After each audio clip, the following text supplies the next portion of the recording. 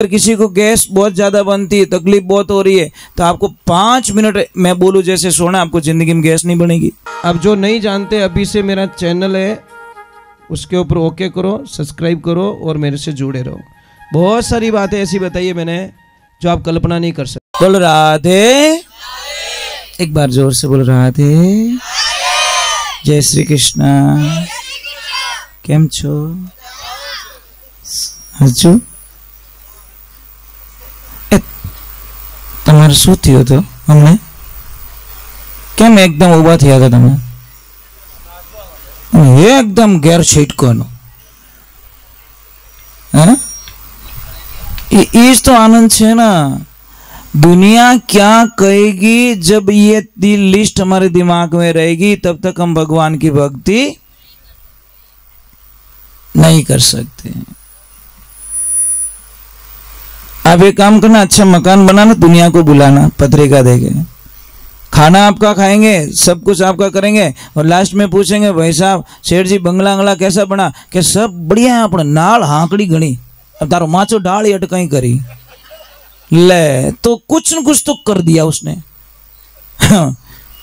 समझ में आ रहा कि नहीं आ रहा? मतलब उसका काम उसने कर दिया, सारा काम कर दिया, लास्ट में नाल हाकड़ी बताए क्यों?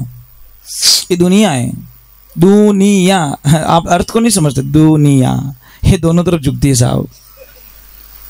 प्रचार कांग्रेस रो करें, बीजेपी वालों जीत इन भेड़ो जाए, जय बोले जय भारतीय जनता पार्टी की जय, विंटाई जीत गो। प्रचार बेटो 15 दिन दूजो ही करियो। ये दुनिया हमारा 1 मिनट में दुनिया पलटती है। इसलिए कोई भी काम करो आप जिंदगी में, सबसे पहले तो अपने बुजुर्ग लोगों की सलाह ले लो। जो लोग बुजुर्ग लोगों की सलाह लेते हैं, बूढ़े लोगों की सलाह लेते हैं, उनको लाइफ में कभी कोई तकलीफ नहीं आती।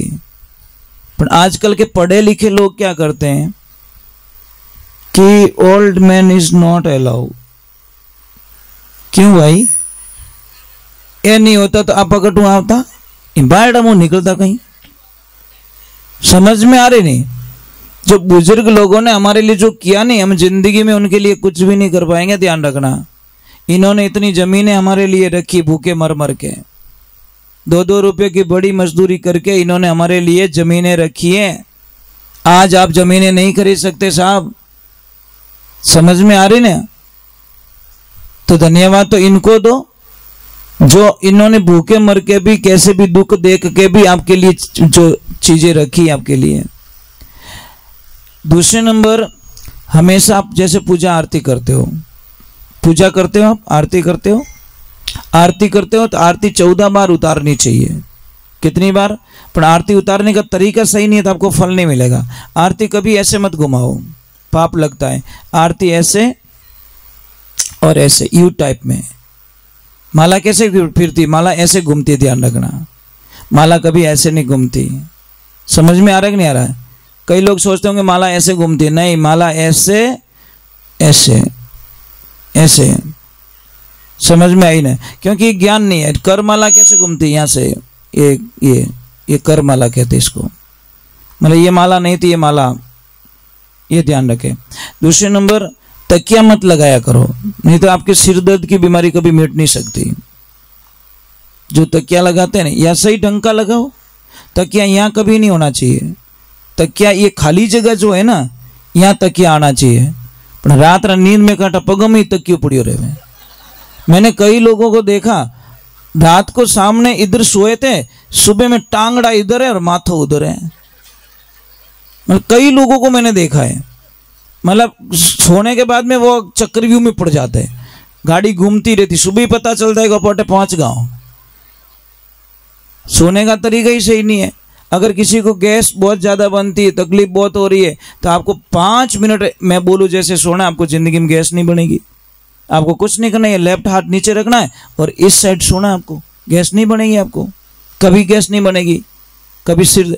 अगर किसी को भी जैसे किसी को बच्चा नहीं हो रहा है, बार बार दवा ले लेके परेशान हो गए, जो भी करना था परेशान, एक छोटी सी दवाएं आपके घर में पड़ी है। नारियल आता है, नारियल, श्रीफल, नारियल को तोड़िए आप, उसमें से एक बीज निकलेगा।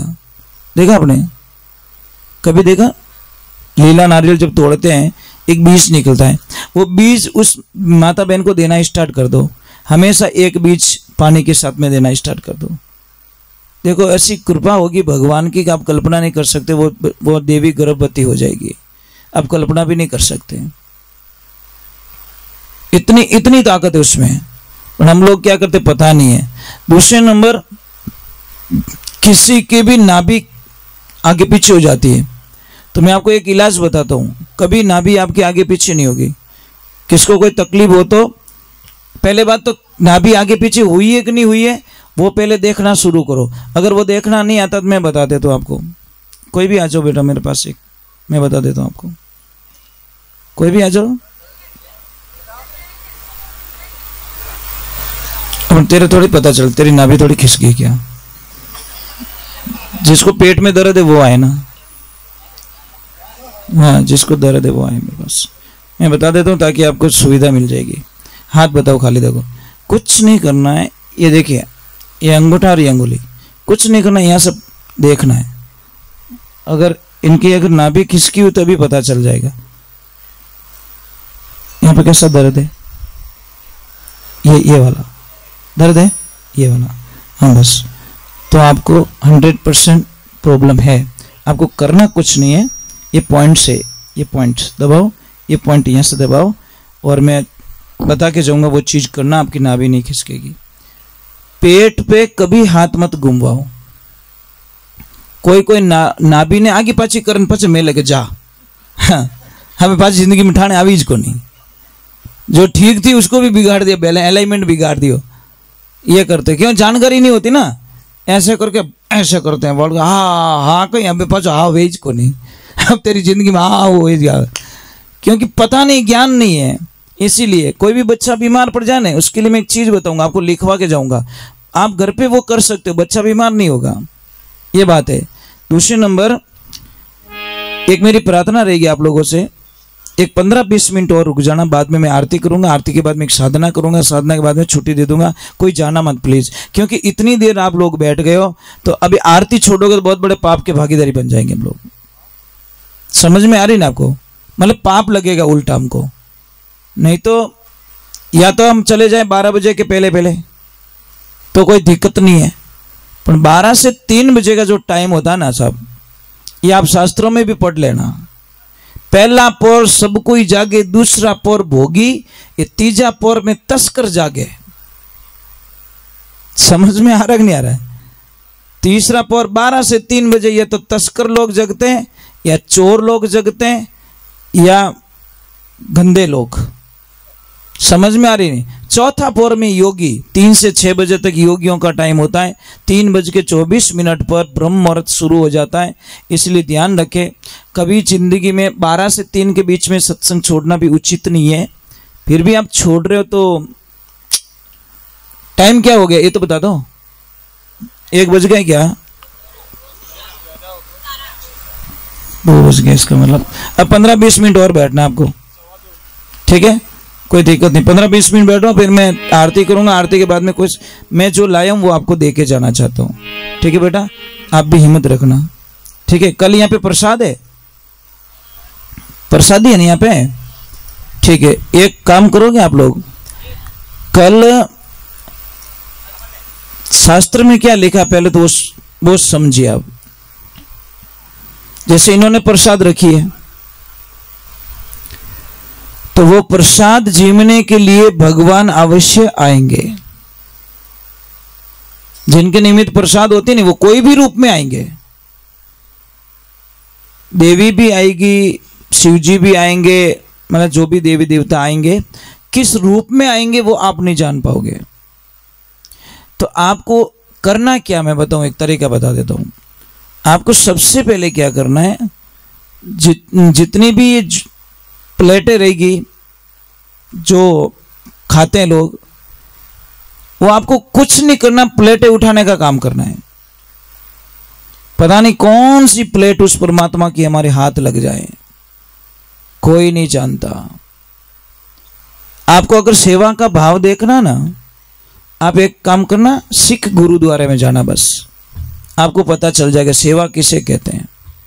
आपको पता है वहां यात्री, आने वाले यात्री कोई भी जाति का हो, कोई भी जाति का यात्री हो, अगर उनके गुरुद्वारा में दर्शन करने के लिए आ रहा है तो वो वहां पे करोड़ से करोड़पति लोग हाथ जोड़ के बैठे रहते हैं कि प्रभु आपके जूते दे दीजिए, हम जूते आपके साफ करेंगे। अरबोंपति पार्टी सिर्फ आपके जूते साफ करने के लिए लाइन में खड़ी रहती है। कोई भी जाति के जाओ, वहां पे ये नहीं पूछा जाता है कौन सी जाति के हो आप लोग, सिर्फ आप गुरुद्वारे आए हो तो आपके जूतों को साफ करके देंगे। सेवा उसको कहते, साफ सीखो। हम तो यहाँ मंदिर में झाड़ू नहीं लगाते हैं। डैड होशियारी करानी हो तो घनी करे, एक दूसरी टांग खींचनी हो तो घनी खींचे। आके बोलेगा और रोकड़ो आवड़ को नहीं, तू लगा दे ने भाई, इतनी देर तू लगा दे तो। बोलने की आदत, काम करने की आदत डालो, बोलने की आदत छोड़ दो, तब जाके आनंद आएगा। तो मैं आपसे वंदन करूं, इतनी तो ममता आपसे होगी नहीं। आपके यहाँ पे अभी सत्संग है तो नियम क्या कहता है पता है?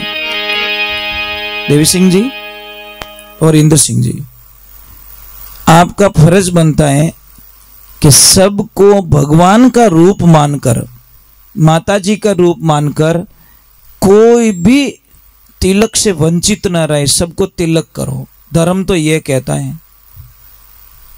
माताओं बहनों में आपके लक्ष्मी जी कर दे या इंद्र सिंह जी की लक्ष्मी कर दे, वे तिलक सबको करना चाहिए।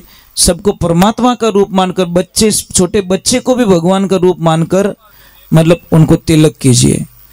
कौन जाने किस रूप में बैठे भगवान, ये तो पक्की बात है। भगवान सत्संग छोड़ते नहीं, हनुमान जी कभी सत्संग छोड़ते नहीं, ये तो गारंटी है। अभी यहाँ पे बैठे हनुमान जी, पर किस रूप में बैठे ये हम नहीं जान सकते, ये ध्यान रखें। तो आप सबको तिलक कीजिए और एक कटोरी उनको भी दे दीजिए, ताकि सबको, बेटा छोटे बच्चा है तो भी भगवान का रूप आपके लिए, क्योंकि आपके द्वार पे आए हैं।